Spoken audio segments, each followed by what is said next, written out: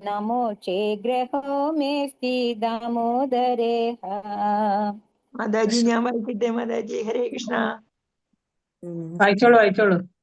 നമസ്തേ നമസ്തേസ്തു ധമ്നേ സുരദീപ്തിദാംനെ ത്വദീയോദരായാഥ വിശ്വസ്യ ധാംനെ നമോ രാധികായൈ ത്വദീയ പ്രിയായൈ നമോ അനന്തലീലായ ദേവായ തുഭ്യം നമോ രാധികായ ത്വദീയ പ്രിയായൈ നമോ അനന്തലീലായ ദേവായ തുഭ്യം നമോ രാധികായൈ ത്വദീയ പ്രിയായൈ നമോ അനന്തലീലായ ദേവായ തുഭ്യം.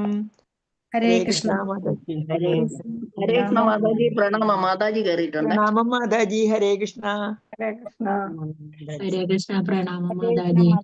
ചൊല്ലിക്കോട്ടെ Mataji, 5 minute ആവാനുണ്ട്. നമ്മൾ ശ്ലോകമൊക്കെ ചൊല്ലി വരുമ്പോഴത്തേക്കാണ്. എന്താ മാതാജി, രാധികാഷ്ടകം ചെല്ലാമെങ്കിൽ ചെല്ലും.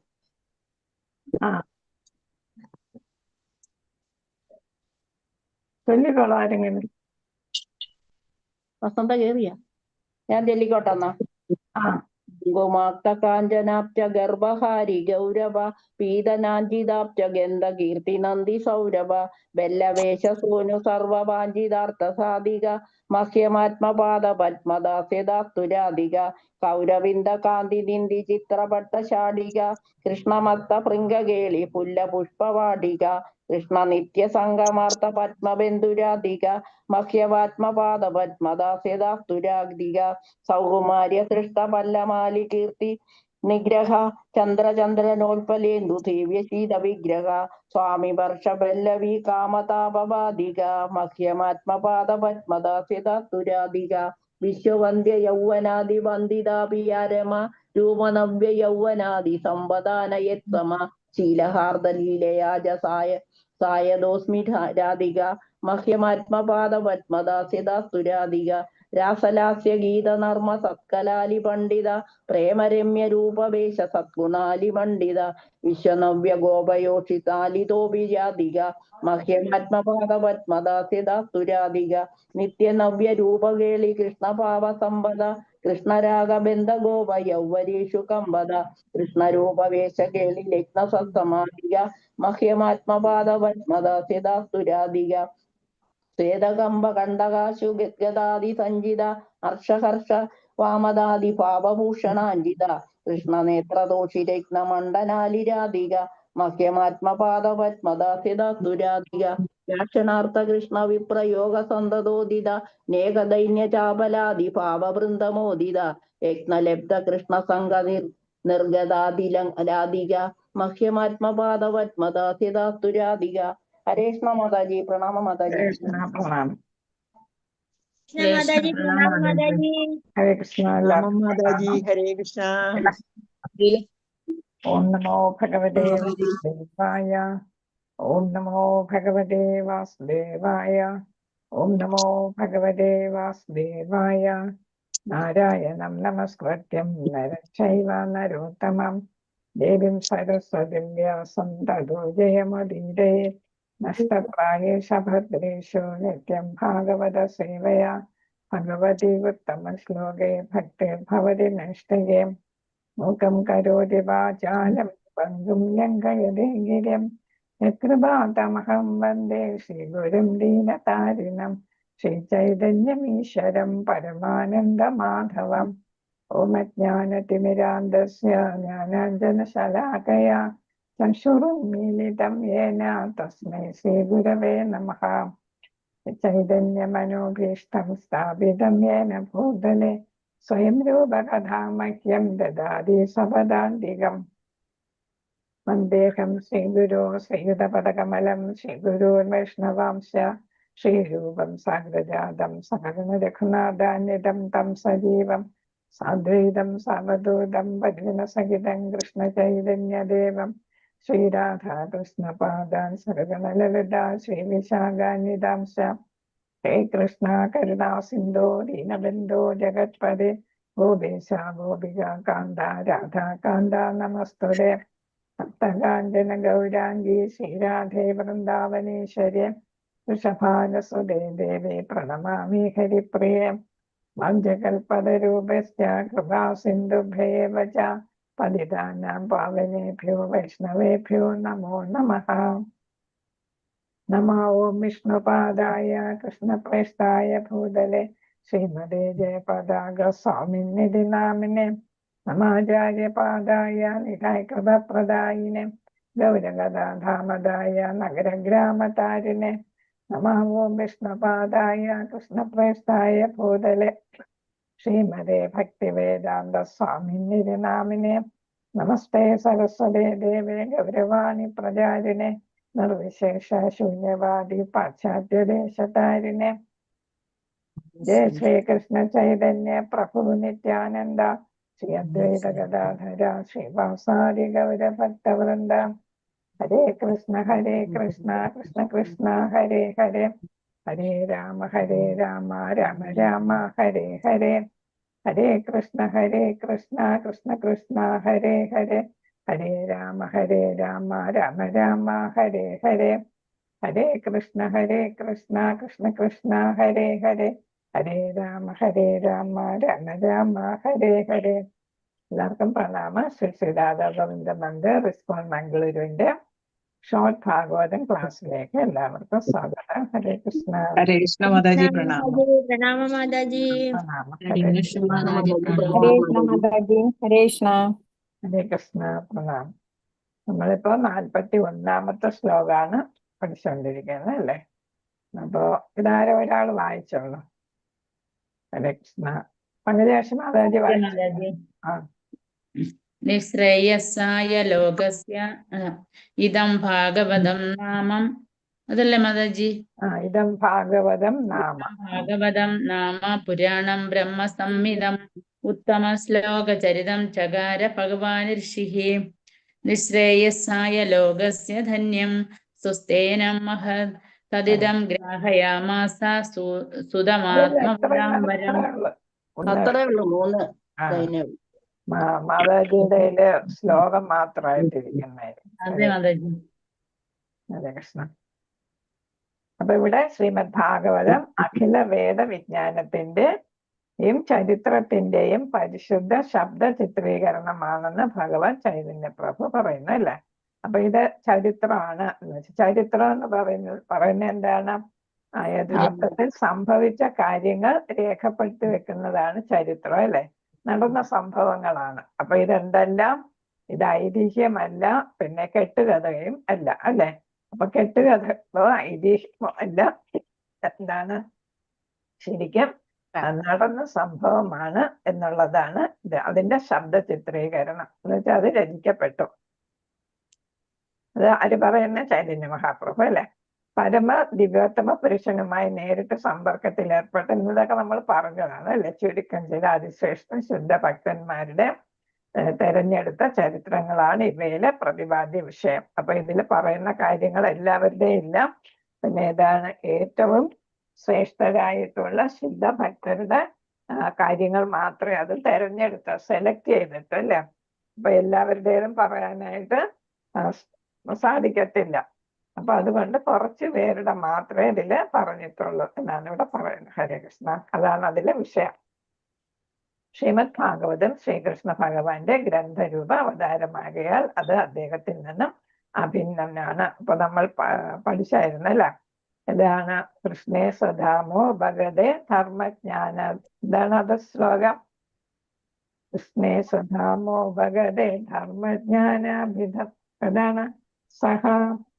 പിന്നെ ഏതാണ്? കലവും നഷ്ടാദൃശാമേഷ പുരാണാർക്കോ അധുനോദിത അല്ലെ.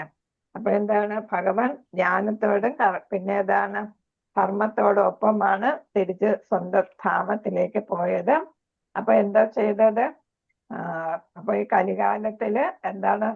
പിന്നെ കലികാലത്തിന്റെ ആളുകൾക്ക് ധർമ്മവും ജ്ഞാനവും കിട്ടുന്നതിന് വേണ്ടി സൂര്യന്റെ അത്യുജ്വല പ്രകാശത്തോടു കൂടി അദ്ദേഹം ഭാഗവതത്തിൽ പ്രവേശിച്ചു എന്നാണ് പറയുന്ന ഭഗവാൻ.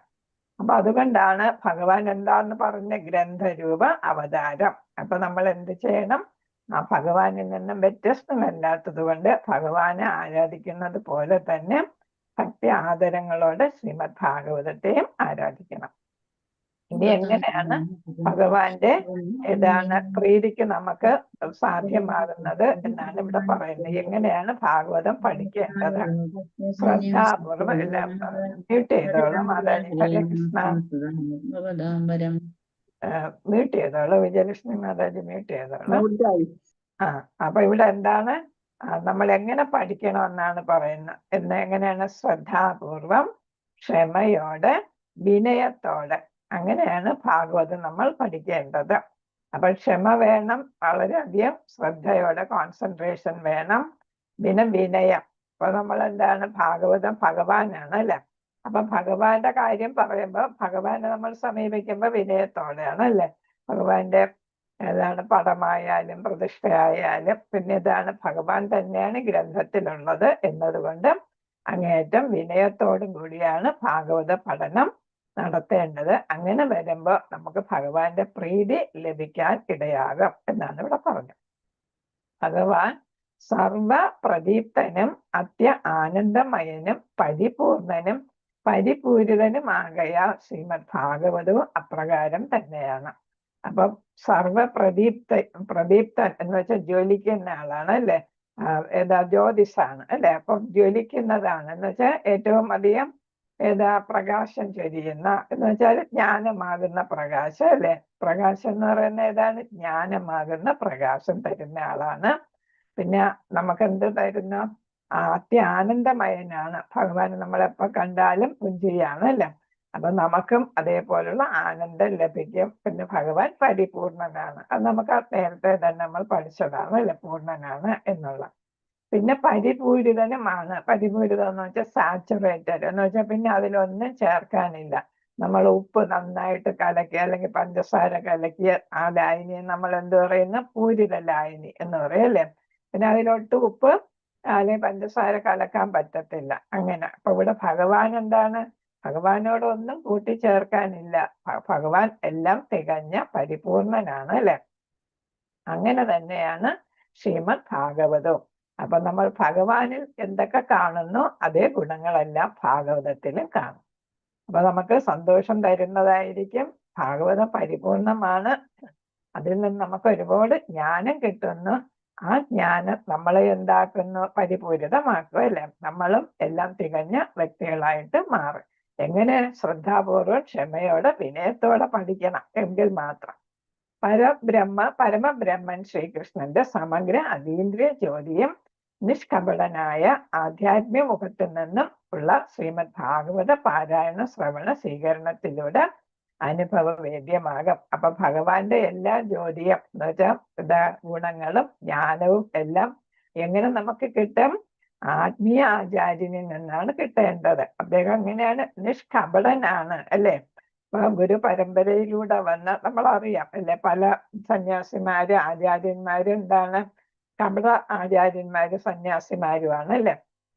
അപ്പൊ യഥാർത്ഥത്തിൽ ഗുരുശിക്ഷ പരമ്പരയിലൂടെ വന്ന ശ്രീല പ്രഭുപാദരെ പോലുള്ള ആളുകളിൽ നിന്നാണ് നമ്മൾ ശ്രീമദ് ഭാഗവതം കേൾക്കേണ്ടത്. ആ ആത്മീയ ആചാര്യ മുഖത്ത് നിന്നുള്ള ശ്രീമദ് ഭാഗവത പാരായണം, ശ്രവണം എന്നിവയിലൂടെയാണ് നമുക്ക് ശരിയായിട്ട് ഭഗവാനെ കുറിച്ച്, ഭഗവാന്റെ ജ്യോതിസിനെ കുറിച്ച്, ജ്ഞാനത്തെ കുറിച്ചും എല്ലാം നമുക്ക് അനുഭവമാകുന്നത്. ശ്രീ ചൈതന്യ മഹാപ്രഭുവിന്റെ അടുത്ത കാര്യദർശിയായ ശ്രീല സ്വരൂപ ദാമോദര ഗോസ്വാമി, കാര്യദർശി എന്ന് പറയുമ്പോൾ പ്രഭുവിന്റെ എല്ലാ കാര്യങ്ങളും, മഹാപ്രഭുവിന്റെ എല്ലാ കാര്യങ്ങളും നോക്കി നടത്തുന്ന ആളാണ് അല്ലെ. അപ്പം ആരാണ്? സ്വരൂപ ദാമോദര ഗോസ്വാമി പുരിയിൽ മഹാപ്രഭുവിനെ സന്ദർശിക്കാൻ എത്തുന്ന നിർദ്ദിഷ്ട ഭക്തരോട് ഭാഗവതനിൽ നിന്ന് അഭ്യസിക്കണമെന്ന് ഉപദേശിച്ചിരുന്നു. അപ്പൊ വെറുതെ നമ്മൾ ഭാഗവതം കേട്ടാ പോരാ. ഇപ്പൊ നമ്മൾ സപ്താഹത്തിനൊക്കെ പോകുമ്പോൾ നമ്മൾ അറിയണം അത് യഥാർത്ഥത്തിൽ ഒരു പരമ്പരയിൽ വരുന്ന ആചാര്യനാണോ സപ്താഹത്തില് ഭാഗവതം വായിക്കുന്നതും വിശദീകരിച്ച് തരുന്നത് എന്നറിയണം. അല്ലെങ്കിൽ എന്താണ്? അത് യഥാരൂപം ആയിരിക്കത്തില്ല, വ്യാസദേവൻ ഉദ്ദേശിച്ചതായിരിക്കത്തില്ല പറയുന്നത് അല്ലെ. അപ്പൊ അതിനെല്ലാം ദുർവ്യാഖ്യാനം ചെയ്യാനായിട്ട് അല്ലെങ്കിൽ തെറ്റായിട്ട് വ്യാഖ്യാനിക്കാനായിട്ട് സാധ്യതയേറെയുണ്ട്.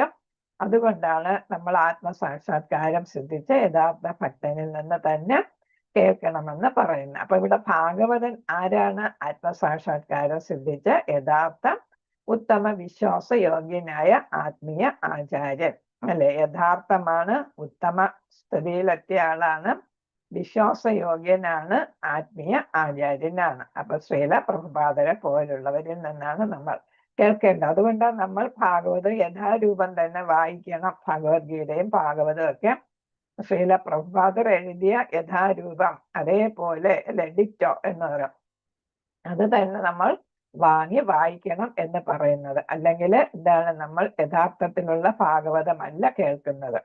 മാത്രവുമല്ല, ഉദ്ദിഷ്ട ഫലപ്രാപ്തി ഉണ്ടാകണമെങ്കിൽ നമ്മുടെ ഫലപ്രാപ്തി എന്താണ്? ഭഗവാന്റെ ധാമത്തിലേക്ക് തിരിച്ചു പോവുക അല്ലെ, ഭഗവാനെ അറിയുക, ധാമത്തിലെത്തുക, അതാണ് നമ്മുടെ ഉദ്ദേശം. അപ്പൊ അതിന് എന്ത് വേണം?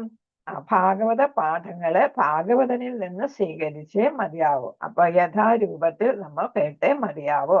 ഭാഗവതൻ ആരാന്ന് പറഞ്ഞു? ഭാഗവതൻ ആത്മസാക്ഷാത്കാരം സിദ്ധിച്ച യഥാർത്ഥ ഉത്തമം വിശ്വാസയോഗ്യനായ ആത്മീയാചാര്യൻ. എങ്കിൽ മാത്രമേ ശ്രീമദ് ഭാഗവതത്തെ മനസ്സിലാക്കാൻ കഴിയുള്ളൂ. ഭഗവാന്റെ പ്രത്യക്ഷ സാന്നിധ്യത്തിലൂടെ നേടാൻ കഴിയുന്ന സർവ നേട്ടങ്ങളും ശ്രീമദ് ഭാഗവത പഠനത്തിലൂടെ പ്രാപ്തമാക്കാൻ കഴിയുന്നു. അപ്പൊ ശ്രീകൃഷ്ണൻ അർജുനന് പറഞ്ഞു കൊടുത്തു അല്ലെ, നേരിട്ട് പറഞ്ഞു കൊടുത്തു. അതേപോലെ തന്നെ ഭാഗവതത്തിൽ ഇതിനെ കുറിച്ച് പറയും, ധ്രുവ മഹാരാജാവ്, പ്രഹ്ലാദ മഹാരാജാവ്, ഇവരിൽ നിന്നെല്ലാം നേരിട്ട് കേട്ടു അല്ലെ, തത്വങ്ങളെ കുറിച്ച് കേൾക്കുകയുണ്ടായി. അതേ ഒരു ഫീലിംഗ് നമുക്ക് എവിടെ നിന്ന് കിട്ടാം? ഭാഗവത പഠനത്തിലൂടെ നമുക്ക് കിട്ടാം എന്നാണ് പറയുന്നത്. അപ്പൊ ഭഗവാനിൽ നിന്ന് നേരിട്ട് നമ്മൾ കേൾക്കുന്ന, അല്ലെങ്കിൽ നമ്മൾ അങ്ങനെ ഒരു കേൾക്കാൻ സാഹചര്യം ഉണ്ടായാൽ കേൾക്കുന്ന കാര്യങ്ങളെല്ലാം ഏതിലൂടെ കിട്ടും? ഭാഗവത പഠനത്തിലൂടെ, യഥാർത്ഥത്തിലുള്ള ഭാഗവത പഠനത്തിലൂടെ കിട്ടുന്നു. അപ്പം ഭഗവാൻ നേരിട്ട് പറയുന്നത് പോലെ തന്നെയാണ് ഭാഗവത പഠനത്തിലും നമുക്ക് കിട്ടുന്നത്. സ്വയം ശ്രീകൃഷ്ണ ഭഗവാനിൽ നിന്ന് നേരിട്ട് പ്രാപ്തമാകുന്ന സർവ അതീന്ദ്രിയ അനുഗ്രഹങ്ങളും ശ്രീമദ് ഭാഗവതത്തിൽ അടങ്ങിയിരിക്കുന്നു. അപ്പൊ നമുക്ക് എന്ത് കിട്ടും? അതീന്ദ്രിയമായിട്ടുള്ള തലത്തിലെത്താനായിട്ട് നമുക്ക് സാധിക്കാം. ഭഗവാനെ കാണുമ്പോഴാണ് പ്രഹ്ലാദൻ തുടങ്ങിയവരെല്ലാം അതീന്ദ്രിയ തലത്തിലെത്തിയത് അല്ലെ. പിന്നെ അവർക്ക് ഭൗതികമായിട്ടുള്ള ആഗ്രഹങ്ങളൊന്നും ഉണ്ടായിരുന്നില്ല അല്ലെ. അതേപോലെ നമുക്കും എന്ത് ചെയ്യാം? ഭൗതികമായിട്ടുള്ള ഈ ആഗ്രഹങ്ങളിൽ നിന്നും ക്ലേശങ്ങളിൽ നിന്നും എല്ലാം നമുക്ക് മുക്തി നേടും. നമ്മൾ അതീന്ദ്രിയ തലത്തിലെത്താം. അപ്പൊ എല്ലാ അതീന്ദ്രിയ അനുഗ്രഹങ്ങളും ശ്രീമദ് ഭാഗവതം ശരിയായിട്ട് വായിക്കുകയും കേൾക്കുകയും മനസ്സിലാക്കുകയും ചെയ്താല് നമുക്ക് കിട്ടും എന്നാണ് ഇവിടെ പറയുന്നത്. ഹരേ കൃഷ്ണ. അടുത്ത 41ാമത്തെ ശ്ലോകം. 40 നമ്മൾ പറഞ്ഞുകൊണ്ടിരുന്നത് അല്ലെ. 41ാമത്തെ ശ്ലോകം. തദിദം ഗ്രാഹയാമസ സുതം ആത്മവദാംബരം സർവവേദേ ഇതിഹാസാനാം സാരം സാരം സമുദ്രിതം. തദിദം ഗ്രാഹയാമസ. അതാണ് ഗ്രാഹയാമാസ എന്ന് കിടക്കുന്നത്. ഗ്രാഹയാം അസ. തദിദം തദ് ഇതം ഗ്രാഹയാമാസ സൂതം ആത്മവദാംബരം. സൂതം ആത്മവദാംബരം സർവവേദേ ഇതിഹാസാനാം സാരം സാരം സമുദ്രിതം. ധൃതമാണ്, സമുദ്രിത. തദിദം ഗ്രാഹയാമാസ സുതമാത്മവദാംബരം സർവവേദേ ഇതിഹാസാനാം സാരം സാരം സമുദ്രിതം. ഹരേ കൃഷ്ണ. വായിച്ചോളാരെങ്കില്ല. ഹരേ കൃഷ്ണ. വായിക്കട്ടെ മാതാജി. ഓം നമോ ഭഗവതേ ആരാ വായിക്കുന്നു? തദിദം ഗ്രാഹയാമാസ സൂതം ആത്മവദാംബരം സാരം സാരം സമുദ്രതം. കൃഷ്ണ. ഒരാള് വായിച്ചു തുടങ്ങിയ മറ്റേ ആള് മ്യൂട്ട് ചെയ്യണം. അവിടെ നമ്മൾ മത്സരിക്കാൻ നിൽക്കല്ല. അങ്ങനെ വായിക്കുമ്പോഴേ ഒന്നും കേൾക്കത്തില്ല. രണ്ടുപേരും രണ്ട് രീതിക്കായിരിക്കും വായിക്കുന്നത് അല്ലേ.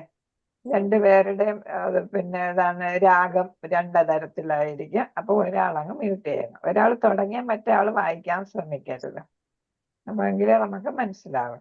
അല്ലെങ്കിൽ ഒരേ രാഗത്തിൽ ഇങ്ങനെ പോവുകയാണെങ്കിൽ എത്ര പേർക്ക് വേണമെങ്കിലും നമ്മൾ സങ്കീർത്തനം ചെയ്യുന്നവര്. പങ്കജാക്ഷ മാതാജി വായിച്ചോളൂ. ഹരേ കൃഷ്ണ മാതാജി പ്രണാമം. ഓം നമോ ഭഗവതേ വാസുദേവായ. തദിദം ഗ്രാഹയാമാസ സൂതം ആത്മാവദം വരം വദാംബരം സർവവേദേതിഹാസാനം സാരം സാരം സമുദ്യതം. ഹരേ കൃഷ്ണ മാതാജി പ്രണാമം. സമുദ്രതം. ഇവിടെ സമുദ്രം.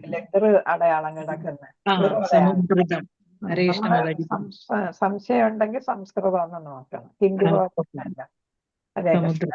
ഹരേ കൃഷ്ണ മാതാജി. ശ്രീല പ്രഭാതത്തിന്റെ നമുക്ക് പദാനുപദാർത്ഥം നോക്കാം. തത് ഇതം ഈ ഗ്രാഹയാമെന്നാണ്. ഗ്രാഹയാമാണ് ഇവിടെ ദീർഘം വിട്ടുപോയതാണ്. ഗ്രാഹയാമസ അംഗീകരിച്ചു. സുതം അദ്ദേഹത്തിന്റെ പുത്രൻ. സുതം എന്നാണ്. സുതം ആത്മബദാം ആത്മസാക്ഷാത്കാരം സിദ്ധിച്ചവരുടെ വരം അതീവ ബഹുമാന്യനായ സർവം വേദ സാഹിത്യങ്ങൾ ഇതിഹാസാന സർവചരിത്രങ്ങളുടെയും സാരം അന്തസത്ത സാരം സമുദ്രതം പുറത്തു കൊണ്ടുവന്നു എന്ന് വെച്ചാൽ വെളിവാക്കി എല്ലാവർക്കും അറിയാൻ സാധിക്കുന്ന തരത്തില് അതെന്തെന്ന് രചിക്കപ്പെട്ടു എന്നുള്ളതാണ്. അപ്പൊ ഇവിടെ വിവർത്തനം ഭാവാർത്ഥം ശ്രീല പ്രഭുപാദത്തിന്റെ ആത്മസാക്ഷാത്കാരം സിദ്ധിച്ചവരിൽ പ്രമുഖനും അഭിവന്ദ്യനുമായ തന്റെ പുത്രന് ശ്രീ വ്യാസദേവൻ സർവവേദ സാഹിത്യങ്ങളുടെയും പ്രപഞ്ച ചരിത്രങ്ങളുടെയും സാരാംശം പകർന്നു നൽകി എന്നാണ് പറയുന്നത്. അപ്പം നേരത്തെ നമ്മൾ പഠിച്ചു സ്മൃതി അല്ലെ അദ്ദേഹം നിന്ന് വ്യാസൻ പലർക്കായിട്ട് വീതിച്ചു കൊടുത്തു അല്ലെ, വേദങ്ങളെയും അതേപോലെ സ്മൃതികളെയും. അപ്പൊ അതില് ഈ ചരിത്രവും പുരാണങ്ങളും ഒക്കെ രോമഹർഷണന് അല്ലെ സുധ ഗോസ്വാമിയുടെ പിതാവായ അല്ലെ അദ്ദേഹമാണ് ആദ്യം അധ്യക്ഷനായിട്ട് ഇരുന്നത് അല്ലെ. അപ്പൊ അദ്ദേഹത്തെ മാറ്റിയാണ് അദ്ദേഹം ബലരാമനോട് ബഹുമാനം കാണിച്ചില്ല എന്നതുകൊണ്ടാണ് അദ്ദേഹം വധിക്കപ്പെട്ടതും. സുധ ഗോസ്വാമി എല്ലാം കൊണ്ട് യോഗ്യനാണ്, അങ്ങേയറ്റം വിനയവും പണ്ഡിതനും ഒക്കെയാണ്. അപ്പൊ അദ്ദേഹത്തെ ഏൽപ്പിച്ചത് എന്ന് പറയുന്നത് ബലരാമൻ തന്നെയാണ് അത് ആ സ്ഥാനം കൊടുത്തത്, വ്യാസപീഠത്തിൽ ഇരുത്തിയത്. അപ്പൊ ഇവിടെ പറയുന്ന എന്താണ്, തന്റെ പുത്രൻ ശിവദേവ ഗോസ്വാമിയുടെ ഗുണങ്ങളൊക്കെ നമ്മൾ നേരത്തെ പഠിച്ചായിരുന്നു അല്ലെ. അദ്ദേഹം എന്താണ്, പണ്ഡിതനാണ്, ആത്മാരാമനാണ്, ജനിച്ചപ്പോഴേ എന്താണ് മുക്താത്മാവാണ് അല്ലെ, അതീന്ദ്രിയ തലത്തിലുള്ള ആളാണ്, എല്ലാ വേദങ്ങളും എല്ലാം നന്നായിട്ട് അറിയാവുന്ന മഹാപണ്ഡിതനാണ്, ഒരുപാട് ഗുണങ്ങളുണ്ട്. പിന്നെ ആരുടെ മകനും കൂടെയാണ്, വ്യാസദേവന്റെ മകനും കൂടെയാണ് അല്ലെ. അപ്പൊ അങ്ങനെയുള്ള അദ്ദേഹം ആത്മസാക്ഷാത്കാരം സിദ്ധിച്ചവരിൽ പ്രമുഖനാണ് വ്യാസദേവന്റെ മകനായ ശുദ്ധഗോസ്വാമി അല്ലെ.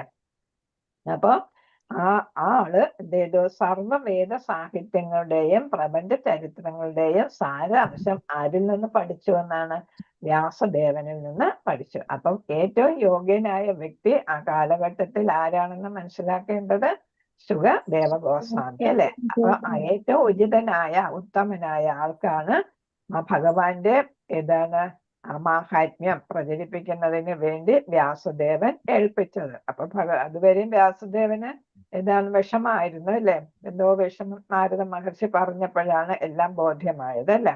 അങ്ങനെയാണ് ഈ രചിക്കുന്നത് ഭാഗവതം രചിക്കുന്നത്, ശ്രീമദ് ഭാഗവതം. അത് മകന് പകർന്നു നൽകി. എന്തിനു വേണ്ടിയിട്ടാണ്, എല്ലായിടത്തും അത് വീണ്ടും പകർന്നു നൽകുന്നതിന് വേണ്ടിയിട്ട്. ഭാവാർത്ഥത്തില് പറയുന്നുണ്ട്, ശ്രീല പ്രഭുപാദത്തിന്റെ ശ്രീബുദ്ധന്റെ കാലം മുതൽ അതായത് BC 600 മുതൽ അല്പജ്ഞാനികൾ ലോക ചരിത്രത്തെ അന്നു മുതലാണ് അംഗീകരിച്ചു തുടങ്ങിയത്. അപ്പൊ ഇവിടെ ശ്രീബുദ്ധൻ എന്ന് പറയുന്ന ഒരു ചരിത്ര പുരുഷനായിട്ടാണ് കണക്കാക്കുന്നത്. 566 അല്ലെങ്കിൽ 67 BC-യിലാണ് അദ്ദേഹം പൂജാതനായത്. നമ്മൾ ബുദ്ധനെ കുറിച്ച് നേരത്തെ പഠിച്ചു കഴിഞ്ഞു അല്ലെ. അപ്പൊ അദ്ദേഹത്തിന്റെ ത്രിപീഡകങ്ങൾ എന്ന് പറയുന്നത് ഏറ്റവും പ്രധാനപ്പെട്ട ഗ്രന്ഥമായിട്ട് കണക്കാക്കുന്നു. 3 പീഡകങ്ങൾ, 3 ബോക്സില് ഇതാണ് താളിയോലയില് അത് എഴുതി സൂക്ഷിച്ചിരിക്കുകയാണ്. അതുകൊണ്ടാണ് അതിന് പീഠകം, 3 പീഠകം എന്നാണ് പറയുന്നത്. അപ്പൊ ആ 3 പീഠകങ്ങളിൽ ആയിട്ട് സൂക്ഷിച്ച അത് എന്താണ് എല്ലാവർക്കും പിന്നീട് വായിച്ച് മനസ്സിലാക്കാനായിട്ട്, എല്ലാവർക്കും വെച്ചാൽ പണ്ഡിതന്മാർക്ക് അല്ലെ, പ്രാകൃത ഭാഷയിലാണ് അത് രചിച്ചത്. അപ്പൊ അതുകൊണ്ട് മഹാപണ്ഡിതരല്ലാത്ത സാധാരണ പണ്ഡിതന്മാർക്കും അത് വായിച്ച് മനസ്സിലാക്കാനായിട്ട് സാധിച്ചിരുന്നു. അതപ്പോ ഒരു ചരിത്രമാണ്, ഇപ്പോഴും ഉള്ള ഒരു രേഖയാണ്, ചരിത്ര രേഖയാണ്.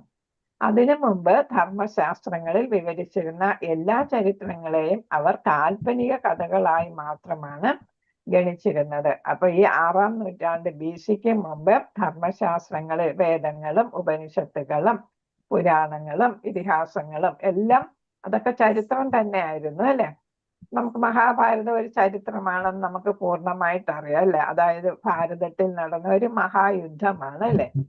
ഭാരതത്തിലെ മിക്ക രാജാക്കന്മാരും നേരിട്ടോ അല്ലാതെയോ അതിൽ പങ്കെടുത്തിരുന്നു. അതുകൊണ്ടാണ് മഹാഭാരതം എന്ന് പറയുന്നത് തന്നെ. അപ്പൊ അത് ശരിക്കും ചരിത്രമാണ് എങ്കിൽ പോലും എന്താ ചെയ്തിരുന്നു, കാൽപ്പനിക എന്ന് വെച്ചാൽ ഇല്ലാത്തതാണ്, കെട്ടുകഥ ആയിട്ട് ഗണിച്ചിരുന്നു. അങ്ങനെയായിരുന്നു കണക്കാക്കിയിരുന്നത്. അത് പരമാർത്ഥമല്ല. ഏത് പരമാർത്ഥമല്ല? ഇത് വെറും കെട്ടുകഥയല്ല. പുരാണങ്ങൾ, മഹാഭാരതം തുടങ്ങിയവയിൽ പ്രതിപാദിക്കുന്ന സർവ്വ കഥകളും ഈ ഗ്രഹത്തിന്റെ മാത്രമല്ല പ്രപഞ്ചത്തിലെ ലക്ഷക്കണക്കിനുള്ള മറ്റു ഗ്രഹങ്ങളുടെയും യഥാർത്ഥ ചരിത്രങ്ങളാണ്. അപ്പൊ നമുക്കറിയാം മറ്റു ഇപ്പൊ ശാസ്ത്രജ്ഞന്മാർ പല പല ഗ്രഹങ്ങളെ കുറിച്ച് പഠിക്കുന്നുണ്ട് അല്ലേ. നമ്മൾ നവഗ്രഹങ്ങളല്ലാതെ തന്നെ, നവ എന്ന് പറയും 8 എന്ന് പറയല്ലേ, 8 9 അപ്പൊ പ്ലൂട്ടോയെ ഒഴിവാക്കി 8. പിന്നെ ഏതാ, ബ്രഹ്മാണ്ടം നിറച്ച് ഇഷ്ടംപോലെ ഗ്രഹങ്ങളുണ്ടെന്ന് ശാസ്ത്രജ്ഞന്മാർ കണ്ടുപിടിക്കുന്നുണ്ട് അല്ലെ. അപ്പം എല്ലായിടത്തും നടക്കുന്ന കാര്യങ്ങളൊക്കെ എന്താണ്, അതെല്ലാം ചരിത്രമാണ് എന്നുള്ളതാണ്. പക്ഷെ അത് ആദ്യം അംഗീകരിച്ചിരുന്നില്ല, എല്ലാവരും അംഗീകരിച്ചിരുന്നില്ല എന്നാണ്. അതായത് ഭൗതികവാദികൾ അത് അംഗീകരിച്ചിരുന്നില്ല. ഇപ്പൊ ഇവിടെ പറയുന്ന ആ ഗ്രഹങ്ങളിൽപ്പെട്ട പല പല ഗ്രഹങ്ങളുണ്ട് അല്ലെ. നമ്മുടെ ഗ്രഹത്തിന് മുകളിലായിട്ടോ അല്ലെങ്കിൽ മറ്റ് പല സ്ഥലത്തായിട്ട് പല പല ഗ്രഹങ്ങളുണ്ട്. അവിടുത്തെ ചരിതങ്ങളും ആ ഗ്രഹത്തിൽപ്പെട്ട മനുഷ്യരെ സംബന്ധിച്ച വസ്തുതകളും ഒക്കെ സാധാരണക്കാർക്ക് അവിശ്വസനീയമാണ്. നമ്മൾ ഏലിയൻ എന്ന് പറയും അല്ലെ. ഒരു ഹിന്ദി സിനിമ ഉണ്ടായിരുന്നു, വളരെ പ്രസിദ്ധമായിട്ടുള്ള ഒരു സിനിമയാണ് ഏലിയൻ എന്നുള്ള. അപ്പൊ മറ്റ് ഗ്രഹങ്ങളിലുള്ള അതാണ് ജീവികൾ നമ്മുടെ ഗ്രഹത്തിൽ പ്രവേശിക്കുമ്പോൾ നമ്മൾ എന്താണ് അവരെ വിളിക്കുന്ന ഏലിയൻ എന്ന്. മറ്റു ലോകത്തിലെ മറ്റു ഗ്രഹങ്ങളിലെ ജീവി എന്ന അർത്ഥത്തില്, നമ്മുടേതല്ല എന്നുള്ളതാണ്. അപ്പോ അവരൊക്കെ നമ്മളെ പോലെ അല്ല. അപ്പൊ അവർക്ക് അവരുടേതായിട്ടുള്ള ജീവിത രീതിയൊക്കെ ആയിരിക്കും. അല്ല, നമ്മൾ പഠിച്ചു സൂര്യനിലും ജീവികൾ ഉണ്ടായിരിക്കും. നമുക്കറിയാം ഇവിടെ വെള്ളത്തിൽ ജീവികൾ ഉള്ളത് പോലെ തന്നെ ചൂടിലും ജീവികൾ ജീവിക്കുന്നുണ്ടായിരിക്കും. അവരുടെ ഏതാണ് ശരീരം അതിനനുസരിച്ചായിരിക്കും. അപ്പം ഇതെല്ലാം ചരിത്രമാണ്. ഇപ്പൊ നമ്മൾ ശാസ്ത്രമെന്നും പറയാം. അപ്പൊ ഇതൊന്നും സാധാരണക്കാർക്ക് വിശ്വസിക്കാൻ പറ്റിയിരുന്നില്ല മുമ്പ്. ഏത് വിധത്തിലായാലും വ്യത്യസ്തങ്ങളായ വിഭിന്ന ഗ്രഹങ്ങൾ ഒരു വിധത്തിലും സമാനമല്ലെന്ന് അവർ അറിയുന്നില്ല. അപ്പൊ എന്താണ്, ഇപ്പൊ നമുക്ക് സമാനമാണെങ്കിൽ നമുക്ക് ഭൂമിയിൽ നിന്ന് ചന്ദ്രനിൽ പോകാൻ പറ്റത്തില്ലേ സാധാരണ രീതിക്ക് തന്നെ അല്ലെ. ബുധനിലും മറ്റു ഗ്രഹങ്ങളിലൊക്കെ പോകാം. പക്ഷെ നമ്മളിപ്പോ പോകുന്ന എന്താണ്, അതിന് വ്യത്യസ്തമായിട്ടുള്ള ഒരു പ്രത്യേക തരത്തിലുള്ള സഞ്ചാരവും വസ്ത്രവും ആഹാരവും എല്ലാം ഒക്കെ ആയിട്ടാണ് നമ്മൾ പോകുന്നത് അല്ലെ. എല്ലാവർക്കും പോകാനും പറ്റുന്നില്ല. പിന്നീട് അതൊക്കെ സാധിക്കുമായിരിക്കാം. അപ്പം വിഭിന്ന ഗ്രഹങ്ങൾ എന്താണ്, വിഭിന്ന രീതിയിൽ ഉള്ളവയാണെന്ന് സാധാരണക്കാർക്ക് മനസ്സിലാകുന്നില്ല.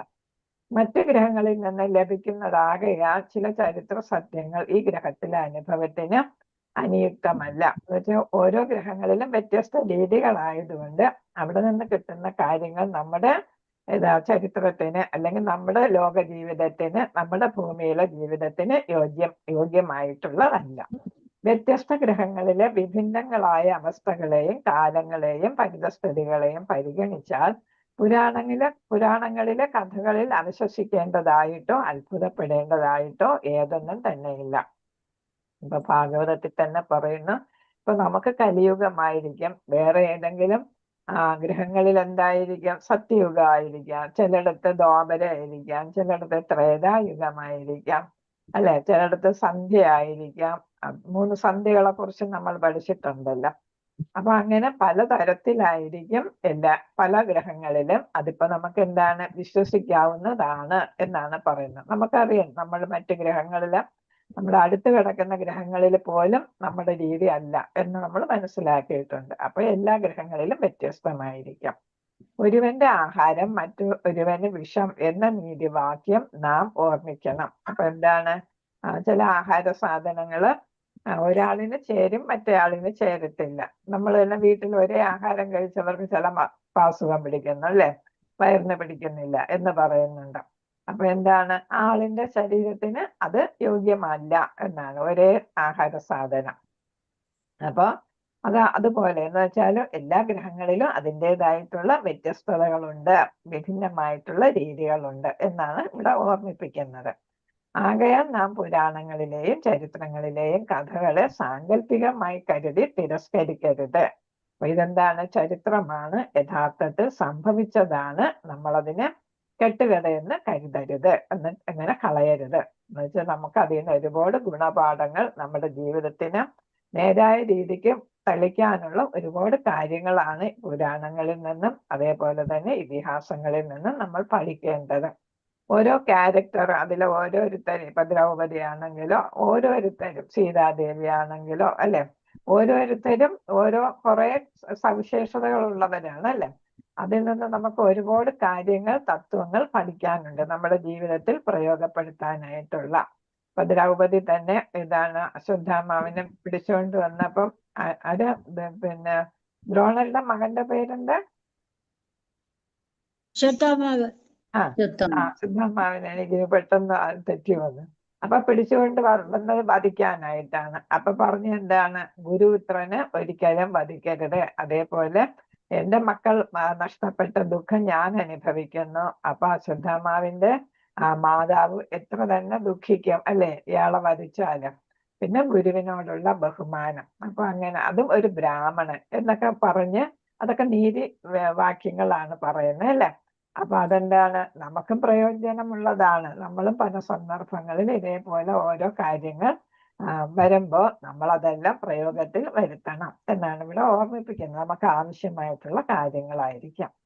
ആകയാൽ എന്താണ്, സാങ്കല്പികമാണെന്ന് കരുതരുത്. ശ്രീ വ്യാസദേവനെ പോലുള്ള അതിശ്രേഷ്ഠ ഋഷിക്ക് വേദസാഹിത്യങ്ങളിൽ കാൽപ്പനികമായ കഥകൾ ഉൾക്കൊള്ളിക്കേണ്ട ഏതൊരു ആവശ്യവുമില്ല. അപ്പൊ അദ്ദേഹം എന്താണ്, ഏറ്റവും പക്വമായിട്ടുള്ള അവസ്ഥയിൽ രചിച്ചതാണ് അല്ലെ, ഏറ്റവും പണ്ഡിതനാണ് അല്ലെ. ആ പണ്ഡിതന് എന്ത് വേണ്ട, ഈ ഇമാജിനേഷനിൽ നിന്നൊന്നും എഴുതേണ്ട കാര്യമില്ല, യഥാർത്ഥ വസ്തുത തന്നെ എഴുതിയാൽ മതി. ശ്രീമദ് ഭാഗവതത്തിൽ വിഭിന്ന ഗ്രഹങ്ങളിൽ, ഇത് ആരെയും ബോധ്യപ്പെടുത്താനല്ലല്ലോ എഴുതുന്നത് അല്ലെ, ഭഗവാനെ പ്രീതിപ്പെടുത്തുന്നതാണ്, മനുഷ്യരാശിക്ക്, മാനവ സമുദായത്തിന് പ്രയോജനം വരുന്നതിന് വേണ്ടി ഉദ്ദേശിച്ചെഴുതിയതാണ്, സാമാന്യ ജനങ്ങൾക്ക്. ശ്രീമദ് ഭാഗവതത്തിൽ വിഭിന്ന ഗ്രഹങ്ങളിലെ ചരിത്രങ്ങളിൽ നിന്നും തിരഞ്ഞെടുത്ത ചരിത്ര സത്യങ്ങളെ വിശദമായി വർണ്ണിച്ചിരിക്കുന്നു. ഇപ്പൊ മറ്റു ഗ്രഹങ്ങളിലെ ദേവന്മാരെ കുറിച്ചും അവരുടെ ജീവിത രീതിയെ കുറിച്ചും, അതേപോലെ തന്നെ പിന്നെ കർദഭമുനി ആകാശത്തിൽ കൊട്ടാരം ഉണ്ടാക്കിയതും അല്ലെ, അങ്ങനെ ഒരുപാട് കാര്യങ്ങൾ നമ്മൾ പഠിക്കുന്നു. അപ്പൊ പിന്നെ കൊട്ടാര സദൃശ്യമായ വിമാനം ഉണ്ടായിരുന്നു, അതിലാണ് അവർ ലോകം മുഴുവൻ സഞ്ചരിച്ചത് എന്നൊക്കെ നമ്മൾ പഠിച്ചു. ഇപ്പൊ അതെല്ലാം യാഥാർത്ഥ്യമാണെന്ന് നമുക്ക് തോന്നുന്നു. കാരണം എന്താണ്, ഇപ്പൊ പൈലറ്റ് ഇല്ലാത്ത വിമാനമുണ്ട് അല്ലെ. അപ്പൊ അന്ന് എങ്ങനെ ഓടി എന്നൊക്കെ നമ്മൾ പുഷ്പക വിമാനത്തിനെ കുറിച്ചൊക്കെ നമ്മൾ സാങ്കല്പികമെന്ന് കരുതി. ഇപ്പൊ അതെല്ലാം ശരിയാണ്, പൈലറ്റ് വേണ്ട അല്ലെ. അങ്ങനെയുള്ള കാര്യങ്ങളെല്ലാം ഇപ്പൊ എല്ലാം ശരിയാണ്. അപ്പൊ ഇതെല്ലാം ചരിത്ര വസ്തുതകളാണ്. ആകയാൽ ശ്രീമദ് ഭാഗവതത്തെ എല്ലാ ആധ്യാത്മിക പ്രാമാണികന്മാരും മഹാപുരാണമായി അംഗീകരിച്ചിരിക്കുന്നു. അപ്പൊ പുരാണങ്ങളിൽ വെച്ച് ഏറ്റവും ഉയർന്ന സ്ഥാനമാണ് ഏതിനുള്ളത്? ഭാഗവതം. ഭാഗവതം ഒരു പുരാണമാണ്. അപ്പൊ പുരാണങ്ങളിൽ ഏറ്റവും ശ്രേഷ്ഠത ആർക്കാണ്? ശ്രീമദ് ഭാഗവതത്തിന്. ഈ ചരിത്രങ്ങളുടെ സവിശേഷ സാർത്ഥക എന്തെന്നാൽ അവയെല്ലാം തന്നെ വ്യത്യസ്ത കാലയളവിൽ വ്യത്യസ്ത സാഹചര്യത്തിലായുള്ള ഭഗവത് ലീലകളാൽ ബന്ധപ്പെട്ടവയാണ്. നമ്മൾ ഓരോ സ്കന്ധം നോക്കുമ്പോഴും പല പല കാര്യങ്ങൾ പല പല ഘട്ടത്തിലാണ്. ചിലത് ദ്വാപരയുഗത്തിൽ, ചില കലിയുഗത്തിൽ നടന്ന അല്ല ബുദ്ധന്റെയും എല്ലാം അവതാരം കലിയുഗത്തിലാണ്, ചില കാര്യങ്ങൾ ത്രേതായുഗത്തിലാണ് അല്ലെ. നമ്മൾ ശ്രീരാമചന്ദ്രനെയൊക്കെ പഠിക്കുന്നുണ്ട്. പിന്നെ ചിലതൊക്കെ സത്യയുഗത്തിലാണ് നടന്നത്. അപ്പൊ പല പല പാലാഴി മദനം അതൊക്കെ ഇങ്ങനെ നടന്നു അല്ലെ, ഓരോ യുഗങ്ങളിലാണ് നടക്കുന്നത്. അപ്പൊ അത് വ്യത്യസ്ത സാഹചര്യങ്ങളിലാണ്. അപ്പൊ പാലാഴി മദനത്തിന് ആവശ്യം വന്ന ഒരു സാഹചര്യം വന്നപ്പോഴാണ് ഭഗവാൻ ആ ലീല ആടിയത് അല്ലെ. അപ്പൊ വ്യത്യസ്ത കാലയളവിൽ വ്യത്യസ്ത സാഹചര്യത്തിൽ ആത്മസാക്ഷാത്കാരം സിദ്ധിച്ച സർവശ്രേഷ്ഠ വ്യക്തികളിലും അത്യുന്നതൻ ശ്രീല സുഖദേവ ഗോസ്വാമിയാണ്. നമ്മൾ നേരത്തെ പഠിച്ചെന്താണ്, സർവശ്രേഷ്ഠനാണ്, ആത്മസാക്ഷാത്കാരം ജനിച്ചപ്പോ തന്നെ ഉണ്ടായ ആളാണ് അല്ലെ. മാത്രവുമല്ല അദ്ദേഹം ഈ അധ്യയന വിഷയങ്ങളെ സ്വപിതാവായ വ്യാസദേവനിൽ നിന്നാണ് സ്വീകരിച്ചത്. ശ്രീല വ്യാസദേവൻ മഹാപ്രാമാണികനായിരുന്നു. എന്നുവെച്ചാൽ എല്ലാ പ്രമാണം എന്ന് വെച്ചാൽ ഡോക്യുമെന്റ്സ് അല്ലെ, അല്ല വിശ്വസ്തമായിട്ടുള്ള കാര്യങ്ങളെല്ലാം അറിയുന്ന മഹാപണ്ഡിതനാണ്. നമുക്ക് വിശ്വസനീയമായിട്ടുള്ള കാര്യങ്ങളാണ് അദ്ദേഹം പറയുന്നത്. ശ്രീമദ് ഭാഗവത ശ്രദ്ധാ വിഷയം അതീവ പ്രാമുഖ്യമുള്ളതാണ്. അപ്പോഴെന്താണ്, ശ്രീമദ് ഭാഗവതത്തിലെ ചർച്ചാ വിഷയങ്ങളെല്ലാം ഏതാണ്, ഏറ്റവും പ്രധാനപ്പെട്ടതാണ്. ആകെ നമ്മുടെ ജീവിതത്തിന് ഉപയോഗിക്കാൻ പറ്റുന്ന കാര്യങ്ങളാണ്, ഭഗവാനെ സമീപിക്കാനായിട്ട് പ്രാപിക്കാനായിട്ട് നമ്മള് സഹായിക്കുന്ന കാര്യങ്ങളാണ്. ആകെ ശ്രീല വ്യാസദേവൻ ഈ സന്ദേശത്തെ പ്രാഥമികമായും തന്റെ പുത്രന് ശ്രീ ശുക ഗോസ്വാമിക്ക് പകർന്നു നൽകി. അപ്പൊ ഏറ്റവും യോജിച്ച ആളിനാണ് ഇത് പകർന്നു കൊടുക്കേണ്ടത്. കാരണം എന്താണ്, അതീവ പ്രാമുഖ്യമുള്ള വിഷയമാണ്. ഏതിലെ ഭഗവാനെ സംതൃപ്തിപ്പെടുത്തുന്ന കാര്യങ്ങൾ, ഭഗവാനെയും ഭഗവാന്റെ ലീലകളെയും ഭക്തന്മാരെയൊക്കെ കുറിച്ചാ പറയുന്നത് അല്ലെ. അതപ്പോ ഏറ്റവും യോഗ്യനായ വ്യക്തിക്ക് പകർന്നു നൽകി, എന്നിട്ട് അദ്ദേഹം ഇതിനെ എന്ത് ചെയ്യണം, മറ്റുള്ളവർക്ക് പകർന്നു നൽകണം. ഇതിനെ ക്ഷീരജത്തോട് സാമ്യപ്പെടുത്താം. ക്ഷീരജം എന്ന് വെച്ചാൽ വെണ്ണ അല്ലെ. ക്ഷീരം കളയുമ്പോഴാണ് അല്ലെ നമുക്ക് ക്ഷീരം മോരായിട്ട് അല്ലെ, തൈരായിട്ട് അത് കളയുമ്പോഴാണ് നമുക്ക് എന്ത് കിട്ടുന്നത്, വെണ്ണ കിട്ടുന്നത്. വെണ്ണയാണ് അതിലെ പാലിന്റെ ഏറ്റവും പ്രധാന ഉൽപ്പന്നം, ഏറ്റവും ശ്രേഷ്ഠമായ ഉൽപ്പന്നമാണ് വെണ്ണ. അതുകൊണ്ട് തന്നെയാണ് ശ്രീകൃഷ്ണ ഭഗവാന് വെണ്ണ ഏറ്റവും ഇഷ്ടമായത് അല്ലെ. അപ്പൊ വെണ്ണ അടുത്തുള്ള വീടുകളിൽ നിന്നെല്ലാം ചോദിച്ചു വാങ്ങിക്കും, പിന്നീട് യാചിച്ചു വാങ്ങിക്കും. പിന്നീട് തോന്നിയെന്ന് എന്തിനു ഞാൻ യാചിക്കണം, ഞാൻ രാജകുമാരനല്ലേ, ഞാൻ രാജാവാകേണ്ട ആളല്ലേ, അപ്പൊ എന്ത് ചെയ്യണം, ചോദിക്കേണ്ട ആവശ്യമില്ല, അവരുടെ അനുവാദം ഇല്ലാതെ തന്നെ അങ്ങ് എടുക്കാം അല്ലെ. അപ്പൊ അതെന്തായിട്ട് മാറി, മോഷണമായിട്ട് മാറി അല്ലെ. നമ്മള് ആരും പറയാതെ എടുത്താല് മോഷണമായിട്ട് മാറി. അപ്പൊ എന്താണ്, ഏറ്റവും വലിയ മോഷ്ടാവായിട്ട് മാറി എന്നാണ് പറയുന്നത്. അപ്പൊ ഭഗവാന്റേതാണ്. അപ്പൊ ഭഗവാൻ പറയുന്ന എന്താണ്, ഇത് മോഷണമല്ല. കാരണം എന്താണ്, ഇതെല്ലാം എന്റേതാണ് അല്ലെ. ഭഗവാനാണ് എല്ലാത്തിന്റെയും സൃഷ്ടികർത്താവ് അല്ലെ. അപ്പൊ ഇതെല്ലാം ആർക്കുള്ളത് തന്നെയാണ്, ഭഗവാനുള്ളത് ഭഗവാൻ അതിൽ നിന്ന് എടുക്കുന്നു എന്നാണ്. അപ്പൊ തമാശക്കാണ് ഈ മോഷ്ടാവ് എന്നൊക്കെ പറയുന്നത് അല്ലെ. എല്ലാം ഭഗവാന്റേതാണ്. അപ്പൊ ക്ഷീരജത്തിനോടാണ് ഇവിടെ താരതമ്യം ചെയ്തിരിക്കുന്നത്. ഹരേ കൃഷ്ണ. നമുക്ക് ഇവിടെ നിർത്താമോ? ഹരേ കൃഷ്ണ.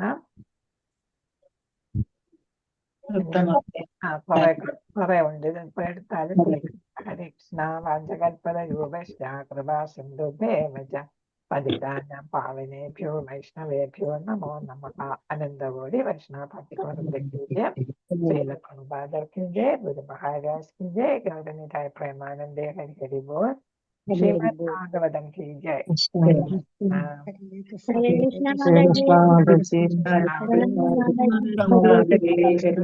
हरे राम हरे राम राम राम हरे हरे कृष्ण कृष्ण कृष्ण हरे राम राम